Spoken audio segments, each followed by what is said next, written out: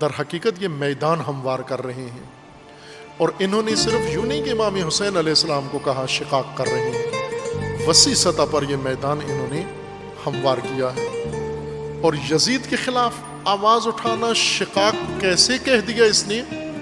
اس کے لیے پہلے انہوں نے بہت وسیع کام کیا ہوا تھا، مذہبی کام، تبلیغی کام، دینی کام، اداراتی کام، تنظیمی کام، حزبی کام، انہوں نے بہت چھوٹی سطح پر عوام کی سطح کے اوپر یہ کام کیا ہوا تھا کہ یزید جیسے حکمران کے خلاف آواز اٹھانا شقاق ہے۔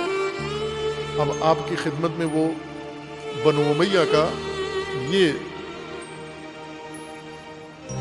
جرم کا یہ حصہ، اس کی ایک جھلک پیش کروں گا۔ انہوں نے کیا کیا؟ فاسد حکمرانوں یعنی اپنی حکومت کے لیے جو انہوں نے میدان ہموار کیا، ہم امامت کے لیے کچھ بھی نہیں کر رہے، بخن بخن کے علاوہ، واہ واہ کے علاوہ کچھ بھی نہیں کر رہے۔ محرم امام کے قیام کا مہینہ ہے، اور ہم محرم کی پوری فرصتیں، لاکھوں مجلسیں ہوں گی اور ملینز گھنٹے گفتگو ہوگی، اور کروڑوں لوگ ان مجالس کے اندر شریک ہوں گے اور ان سے استفادہ کریں گے، لائیو سامنے بیٹھ کر بھی اور آن لائن بھی۔ لیکن ان کروڑوں گھنٹوں میں اور کروڑوں انسانوں کی موجودگی میں امامت کی مناسبت سے ہونے والی گفتگو میں آپ یہ دیکھیں کہ نظام امامت کے لیے زمین ہموار کرنا، میدان ہموار کرنا، قوم کو تیار کرنا، امت کو تیار کرنا، مملکت کو تیار کرنا، نسلوں کو تیار کرنا، کتنے گھنٹے اس کام پر صرف ہوئے۔ اور کیوں امامت 1200 سال سے بلکہ 1400 سال سے معطل نظام ہے، نافذ نظام نہیں ہے؟ اس لیے کہ امامت کے پیروکار یہ فریضہ بھول گئے ہیں کہ ہم نے امامت کے لیے جو میدان ہموار کرنا ہے، جو زمینہ سازی کرنی ہے، وہ ہمارے فرائض واجبات میں سے ہے۔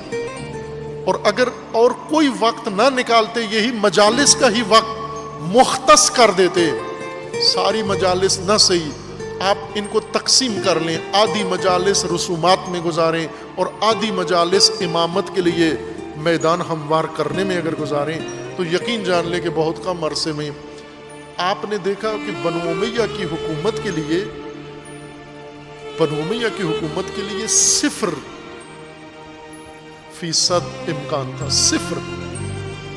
1% بھی امکان نہیں تھا، -1% بھی بنو امیہ کی حکومت کے لیے رسول اللہ کے عہد میں امکان نہیں تھا۔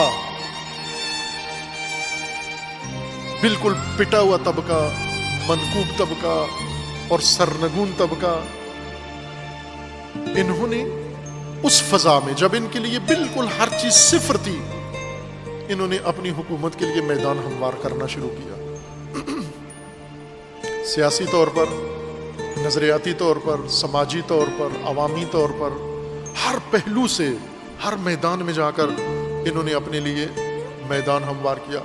یہ داستان جاننا آپ کے لیے ضروری ہے عزیزان من، کہ جب یہ حکومت کر کے 40 سال کی ان کے بانی کی حکومت کے بعد اب اس کا نالائق پلید بیٹا اس کو حکومت دے کے جا رہا ہے، اور امام حسین علیہ السلام، امام وقت، حجت خدا، پاکیزہ ترین ہستی روئے زمین پر اس فاسد حکمران کے خلاف قیام کرتی ہے، اور کروڑوں مسلمان موجود ہیں، ان میں سے کوئی بھی، نہ کوئی طبقہ، نہ کوئی فرد، نہ کوئی عالم، نہ غیر عالم تیار نہیں ہوتا امام کا ساتھ دینے کے لیے۔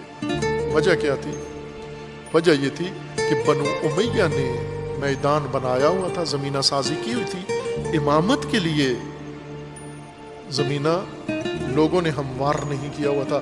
امام کے ہوتے ہوئے، امام سجاد کے ہوتے ہوئے سب کچھ ہو رہا ہے، ہر آدمی قیام کر رہا ہے، ہر آدمی فوج بنا رہا ہے، ہر آدمی قبضہ کر رہا ہے۔ کوفہ، امام سجاد علیہ السلام کے زمانے میں کوفہ فٹ بال گیند کی طرح تھا، ایک دن کوفہ بنو امیہ کے پاس ہوتا، ایک دن کوفہ کیسانیوں کے پاس ہوتا، ایک دن کوفہ زبیریوں کے پاس ہوتا، ایک دن کوفہ کسی اور کے ہاتھ میں چلا جاتا.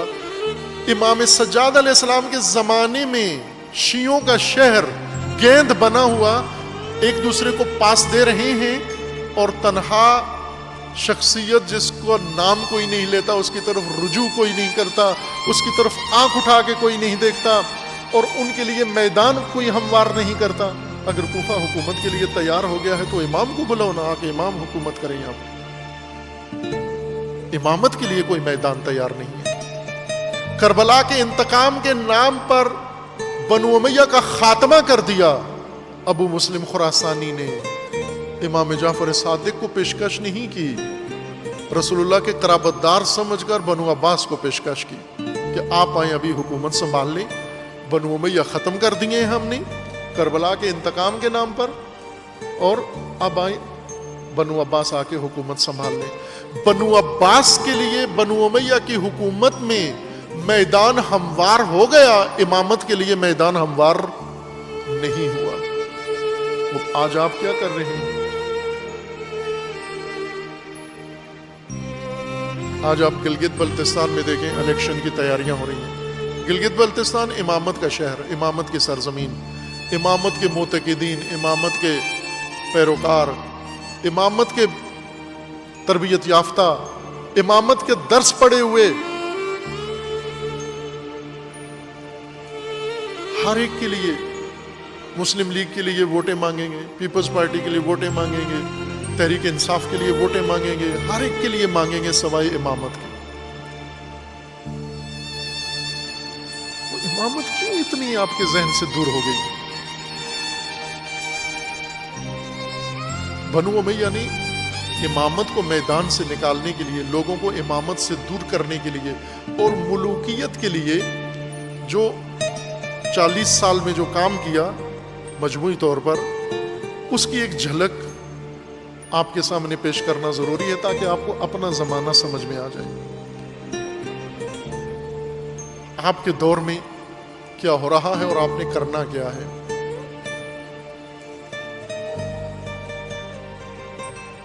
بنو امیہ نے کس طرح لوگوں کو تیار کیا، اور امام حسین علیہ السلام کو کہا یہ شقاق کر رہے ہیں. لوگ کیوں نہیں آ رہے امام کے ساتھ؟